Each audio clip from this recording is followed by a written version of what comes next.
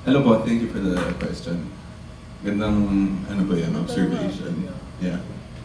First time ata na matanong sa amin yun. Actually, sa mga songs namin dati, may mga electronic sounds na nandun. Parang through the years, slowly siya nag-creep up para mas halata. So for this album, we wanted to try na panindigan talaga and to make it more obvious for some of the songs in this album. And okay naman siya. Kasi yung sounds naman na kahit electronic, we can still play it live. Kami pa rin yung gumagawa ng sounds. Yan. It helps the song, it serves the song pa rin, which we're really heavy on and big about. Did it take long because of the genre that you've been identified with folk? And you know, some people, medyo kapag folk, they want to keep it pure. Totoo. Napakagandang tanong po nun. I would say though, for us, hindi naman po naka-apekto yung parang pagkakahon. Kasi sa palagay namin, kahit na parang ang music usually kinakahon siya sa genre, no ano. I think, papunta sa 2025 and even the years before, nag-evolve na rin yung mga tao to kind of like know that yung iba-ibang klaseng tunog, naghahalo-halo po siya. And I feel like sa amin, when we made the music, hindi siya, rather than like dahil sa kahon, it's more of dahil sa kanta. Kumbaga kung ano yung naaayon dun sa kanta and yung vision namin for it. Doon namin nilalagay yung kung anong klaseng areglo, kung anong klaseng pagbihis dun sa kanta. And nagkataon po na for this album, bagay talagang nasa forefront ng sounds ng ibang songs, yung mga mas electronic na elements. Kung yun lang po yun actually. Second to last question. Sige po. Kanina binabasa ko yung lyrics while you were playing sa Dambola. And I noticed na although it's a song about friendship, wala kayong sinisigurado except the friendship part. So some people might speculate, are they hinting na they might take a break soon, or are they aware that even good things don't last, di ba? May ganun ba? Wow, so controversial. Showbiz. Hindi, pero ano po, nakikita din naman namin yung mga speculation na yun. And parang I think sa amin, yung past, actually itong 2025, parang mag-8 years na rin kasi yung band. Tapos parang, alam mo yung kapag marami ka nang napagdaanan, yung hindi mo rin sigurado kung ano yung mangyayari sa hinaharap. Pero, na-realize namin na kahit na hindi ka sigurado dun sa hinaharap, parang habang nandito pa tayo, hindi rin masamang i-celebrate yung mga pinagdaanan at pinagsamahan. Ngayon pa lang. Kaysa kapag, alam mo yun, yung tapos na o kaya too late na. So, yun yung naging spirit behind Saranggola. Yun. Second to last question ko sa OPM, before you, the only other album na ganito yung concept ay Fruitcake, kung di ako nagkakamali. Is this a nod to that? To that Eraserheads album? We've seen that din po, yung comparison na yun. Actually, hindi naman po. Pero, sobrang honored kami na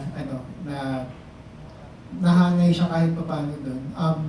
Yung honestly talaga itong inspiration behind The Traveler Across Dimensions ay talagang trying to just be ourselves, and a part of who we are is mahilig kami sa mga ganong mga basically like introvert. Some would find it too geeky or nerdy yung mga animation things, pero kasama yan sa sa parang identity na kung sino din kami as people. So binuhos namin siya sa visual component ng album na to, and yung pagkaroon niya ng sarili niyang kwento at yung music ay parang soundtrack ng kwento na yun. Yun yung naging product niya. But we were really just being ourselves sa Traveler. Pero thank you for that analogy. Last, My last question. Yes, No matter what happens, like you and SB19 will always be credited for ushering the new age of OPM, the golden age of OPM. How does that feel? I think, Pagbigat mo na. oo nga eh. Hindi, pero, alam mo, ano po, I would say, I think no matter what time you came in, whether it's now or last year or 5 years ago, ano eh, kasi I would have an argument to that the acts who broke out last year and this year, if not, they are also ushering the golden age of OPM. Because I feel like what you do as an artist, actually, you just do the best you can, whenever you can, and whatever time you are given. And as far as we're concerned, that's the only thing that matters to us. And to see other artists do the same as well, ano siya eh, I don't think the credit of having some introduction to a golden age belongs to any one particular act. Because it's always a wave, and it's always a group of artists over a certain period of time. Now, if our work ends up inspiring other artists, then that's great. Because we are also inspired by other artists. So, yun, parang... Pero I do agree though with the fact that now is such a great time for OPM. Sobrang daming magagaling na artist at iba't ibang tunog at iba't ibang klaseng tunog na naghahalo-halo na nga. Kaya it's such a great time to be an artist, a musician, and a listener in this age of OPM. Ang basis ng observation na yun, both critical and commercial actually. Kasi Ay, yung iba salamat po. commercial lang, yung iba critical lang, but you and SB19 have combined both so successfully. Maraming salamat po. Inspired to do the work that we do because of, being able to bring inspiration. Yes po, actually. First dun sa, dun sa cancer patient, when I found more about yung details ng ngayon, hindi pa naman siya pala cancer-free, pero nag-graduate na siya ng chemo, which is already a big step, kasi galing siya ng stage 4 bone cancer. So parang from that, tapos nakagraduate ng chemo na makapag-regular school na siya. And then, parang, it's honestly something na we didn't sign up for nung naging band kami.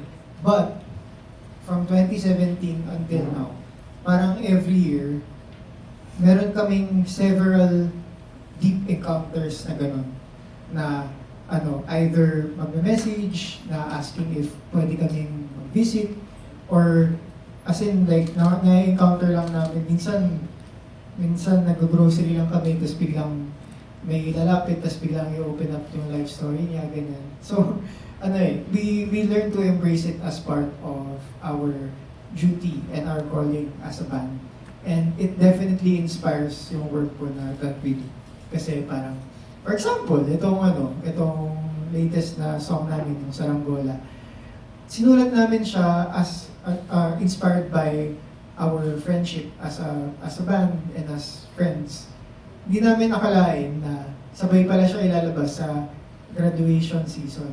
So parang basically naging graduation song siya ng maraming barkada, ng maraming class, ng maraming high school, ganyan.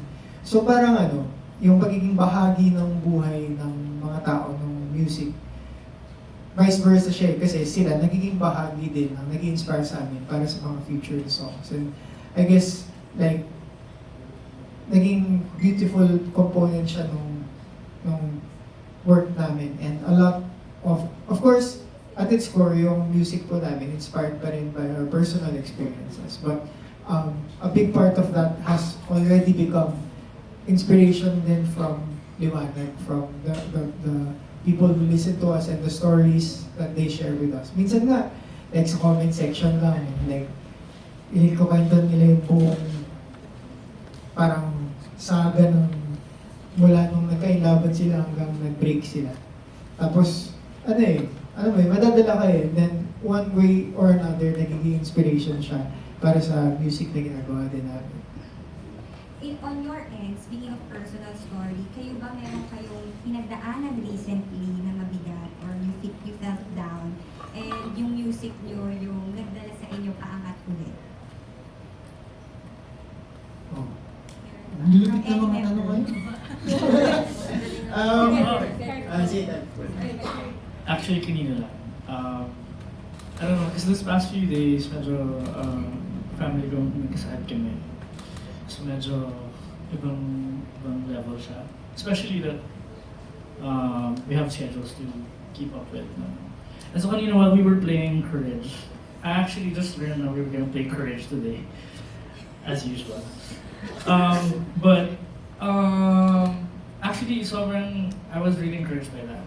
Kasi may times na we can just get lost in just playing like, because it's a routine, you know. We do it automatic and all. But then it does creep up also. And it speaks to you. Because sometimes it's separate. Like you're singing a song that is fine, it's flowing through you, but at the same time it speaks to you. You know, so those words that, you know, and thinking about my family, it inspires me to be more courageous, to fight to be healthy for them also. And so, yeah, so there are days that our songs surprises us.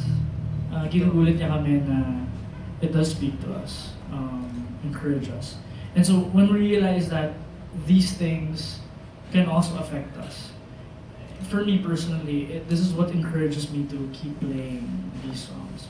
Because one way or another, a person can be encouraged by this, diba?